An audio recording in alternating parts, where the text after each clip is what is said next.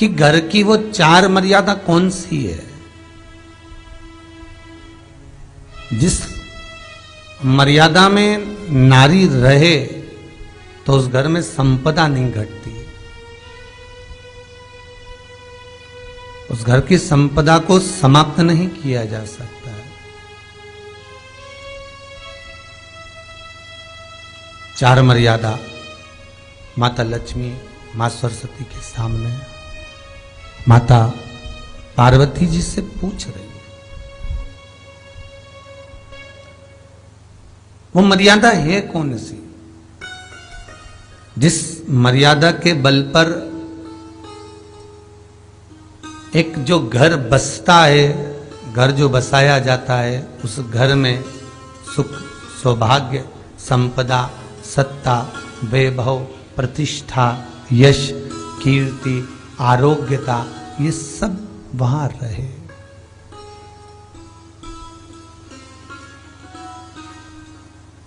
पहला, मां पार्वती ने माता लक्ष्मी को कहा, अतिथि देवो भव।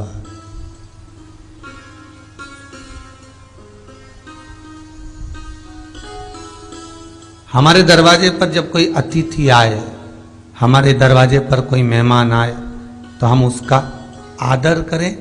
परिवार के लोग जो आदर कर रहे हैं वो अपनी जगह पर है, भाई आदर कर रहा है वो अपनी जगह पर है, जेठ आदर कर रहा है वो अपनी जगह पर है, देवर मान सम्मान दे रहा है वो अपनी जगह पर है। पर सबसे पहला सम्मान घर की स्त्री को अतिथि का करना चाहिए।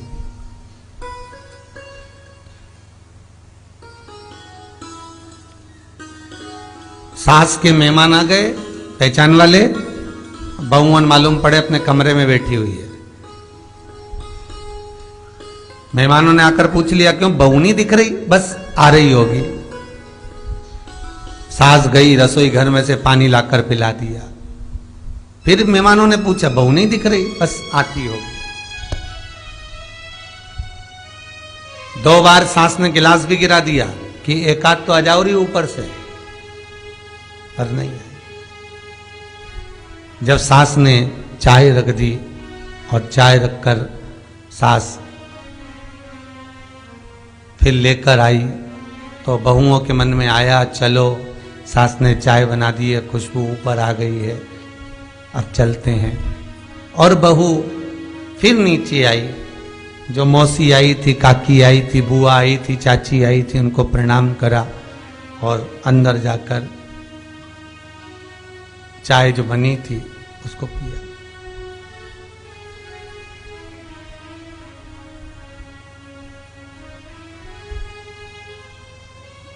एक गरुड़ पुराण में लिखा है, 94 तरह के नरक में एक नरक है जो दरवाजे पर आए हुए अतिथि का सम्मान नहीं करता, उसको जल नहीं पिलाता, उसका मान सम्मान नहीं देता, उसका आतिथ्य नहीं देता, उसके लिए भी एक नरक रखा गया है।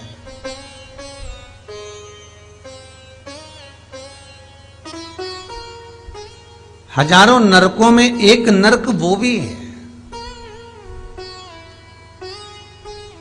जिसका हमने आतिथ्य ना करा हो। मेरा बहुओं से निवेदन है, सास के रिश्तेदार आए तो आप उनका भी आदर करिए और आपके रिश्तेदार आए तो आप उनका भी आदर करिए। जेठानी के रिश्तेदार आए तो आप उनका भी आदर करिए और देवरानी के रिश्तेदार आए तो आप उनका भी आदर करिए। आप किसी न किसी रूप में जो अतिथि आया है वो न जेठ का है, न देवर का है, न वो सास का है, अतिथि घर का है। किसी एक व्यक्ति का अतिथि नहीं है।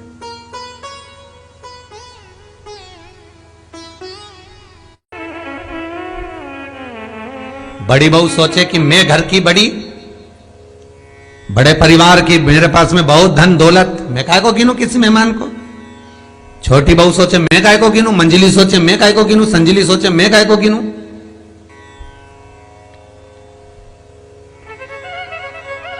तुम्हारे माँ बाप आए, सास अगर तुम्हारे पिता से, तुम्हारी माता से बात ना करे, देवरानी बात ना करे, जेठानी बात ना करे, तो तुम्हें कैसा लगेगा कि तुम्हारे माँ बाप आए और किसी ने सम्मान नहीं करा, उसी तरह सास के रिश्तेदार आए, तुम सम्मान नहीं करोगी तो उसको कैसा लगेगा?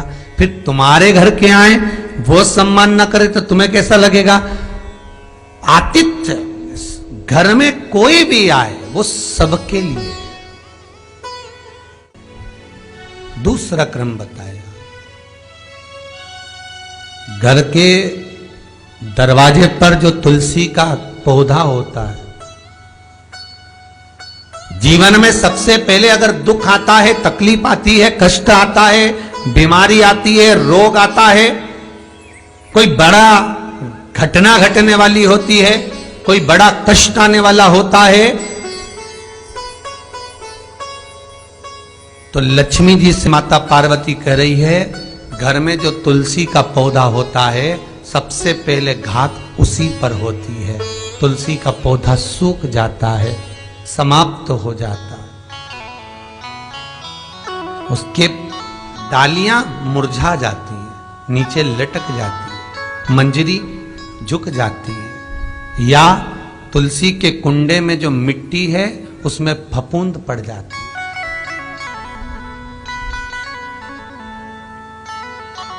कितना सुंदर बात कही है महाराज। तुलसी के क्यारे में, पद्म पुराण, तुलसी के क्यारे में जो हम जल डालते हैं, वो जल हमने जब डाला और वो जल अगर नीचे गिर रहा है, उसका भी दोष वर्णन है महाराज, उसका भी दोष हमारे शास्त्रों में वर्णित किया गया। तुलसी के क्यारे में अगर जल डाल रहे हैं और वो जल जमीन पर बह रहा है, गिर रहा है, उसका भी दोष है। तुलसी के क्यारे में उतना ही जल दिया जाए जितनी मट्टी सोख ले, 2-4 8 बूंद पानी गिरे चल जाएगा। तुलसी के क्यारे में छिद्र रहता है, बूंद बूंद पानी टपक जाए वो चल जाएगा। पर तुमने तुलसी के क्यारे में जो जल भरा, लोटा भर भर के डाल दिया, और ऊपर से जो जल कुंडा भरा कर उलीच में से, अर्थात भराने के बाद जो नीचे गिर रहा है, वो दोषपूर्ण है महाराज, उसकी दोष था।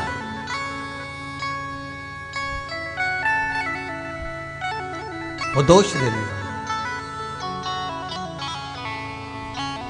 तो लक्ष्मी से माता पार्वती जी कह रही हैं कि दूसरा क्रम है घर में वैभव, लक्ष्मी, संपदा, प्रतिष्ठा, यश, आरोग्य को पाने के लिए तुलसी के क्यारे की आराधना, तुलसी के कुंड को नमन करना कर सकते। तीसरा क्रम कहा, घर में चाहे नल लगा हो, चाहे आरओ का प्लांट लगाओ, पानी का घर में छोटा छोटा आरओ प्लांट लगा लेता है, फिर भी घर के अंदर रसोई घर में एक छोटा सा मटका, मटका नहीं तो हंडा, हंडा नहीं तो बाल्टी, बाल्टी नहीं तो कलसा, पानी का भरा हुआ जो नारी रखती है, दूसरे दिन उस पानी को बाहर ढोल कर फिर वापस धोकर भर लेती है। मटका रोज धुलता है, हंडा रोज धुलता है, प्रतिदिन का। जितना जल उस पात्र में रहता है, भरता है, ऐसे ही घर में संपदा बढ़ती। 3 क्रम बता। चौथा, नारी के मस्तक पर जो चीर होता है, ये पूर्वज, इसी चीर से कथा प्रारंभ हुई थी और वहीं पर पहुंच गई। लक्ष्मी पार्वती के संवाद पर चल रही है महाराज। मस्तक पर जो चीर होता है, मस्तक पर जो वस्त्र होता है, वो वस्त्र पूर्वजों का, पितरों का, कुल देवी देवताओं का आशीर्वाद।